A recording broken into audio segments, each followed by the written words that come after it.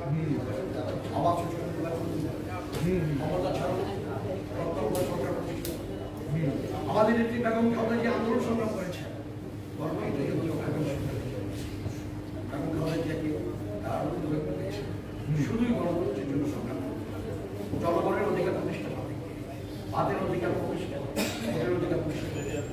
সেখানে আমরা দেখছি বেগম খালেদা জিয়াকে মিথ্যা মামলা দিয়ে আন্দোলন করা হয়েছিল। আমরা যারা আন্দোলন করি আমাদেরকে অনেক প্রশ্ন দিতে হয়েছে।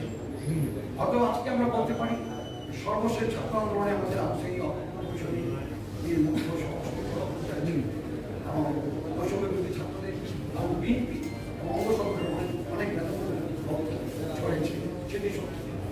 গত 17 বছর হাসিনার তীব্র লড়াই আরো অনেক ছেলেকে আমরা হারিয়েছি, অনেক গুম হয়েছে। ইলিয়াস আলীকে আমরা আজও পাইনি, চৌধুরী আলমকে আমরা আজও পাইনি, ছাত্রনেতা ভিড় এবং হুমায়ুন বাংলাদেশকে আমরা আজও খুঁজে পাইনি, সিলেটের দিনার মুসলমানকে আমরা আজও খুঁজে পাইনি। তাদের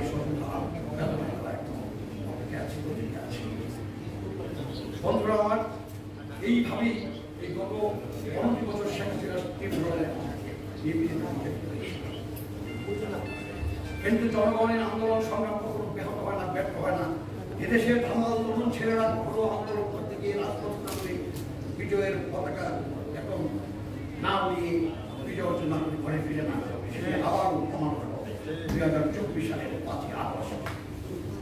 1971 সালে মুক্তিযুদ্ধ, 90-এর সর্বপরিসরে তার বিরুদ্ধে আন্দোলনে যেমনি এদেশের মানুষ ঝাঁপিয়ে পড়েছিল, 2024 সালের সেই রক্তাক্ত জুলাই এবং 5ই আগস্টে তেমনিভাবে দেশের গণজোয়ার সৃষ্টি হয়েছিল।